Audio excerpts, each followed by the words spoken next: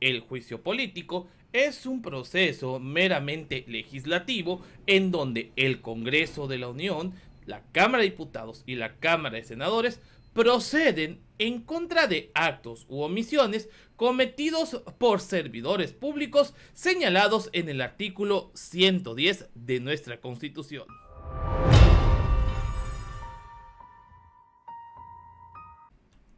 Según lo establece la última reforma del artículo 110 de la Constitución del año 2016, son sujetos a juicio político en el Poder Ejecutivo, el presidente de la República o presidenta, los gobernadores de los estados y también los alcaldes.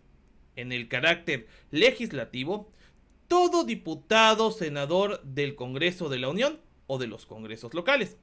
En el Poder Judicial, los magistrados, jueces y ministros.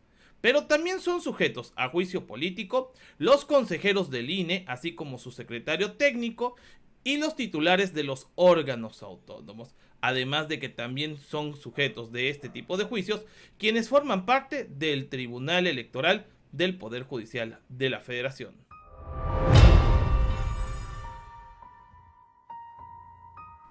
¿Cuál es el objetivo o la finalidad de promover un juicio político?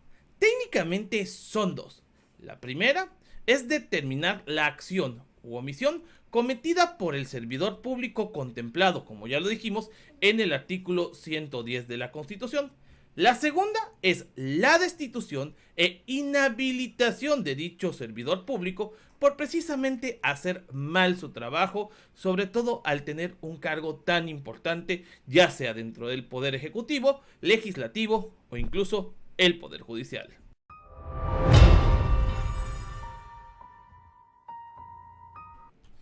¿Por qué actos se puede promover un juicio político? ¿Qué los motiva? ¿Qué los fundamenta?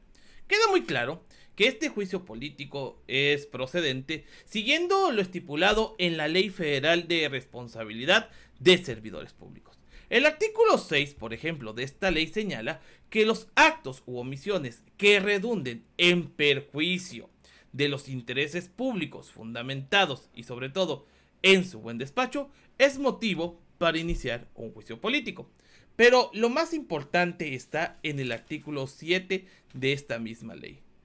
Dentro de este artículo existen 8 apartados que señalan, por ejemplo, ataques a las instituciones democráticas, cosa que está sucediendo actualmente.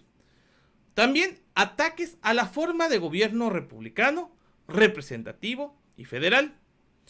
Otra de las causas importantes por las cuales proceden los actos de perjuicio, que están estipulados en la ley, es la violación de los derechos humanos.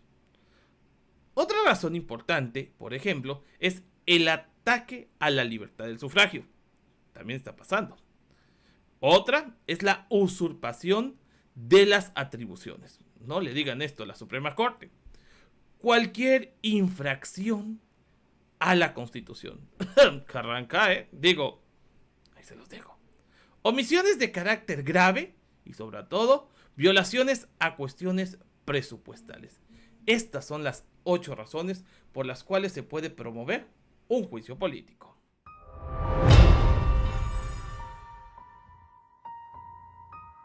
Es necesario que un diputado, senador, partido político o grupo parlamentario promuevan una acción de juicio político? No. Cualquier ciudadano tiene la facultad de solicitar juicio político en contra de los servidores que establece el artículo 110 de la Constitución. Lo que sí es necesario es que el ciudadano presente la solicitud por escrito y acompañado de pruebas ante la Cámara de Diputados. En dado caso de que el ciudadano que solicita el juicio político contra X o Y funcionario no tenga las pruebas suficientes porque, pues a fin de cuentas es difícil accesar a ellas, sobre todo por los funcionarios que se denuncian, la Cámara de Diputados va a coadyuvar con el ciudadano para solicitar, pues, que se le aporten ciertos datos.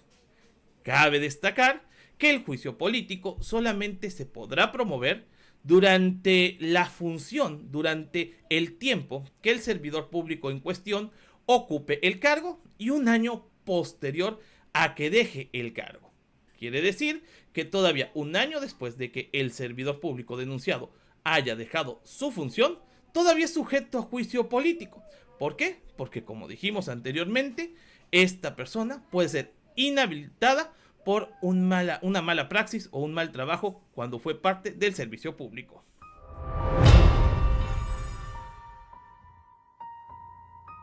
¿Cómo es el procedimiento del juicio político? A manera de síntesis, vamos a resumirla así.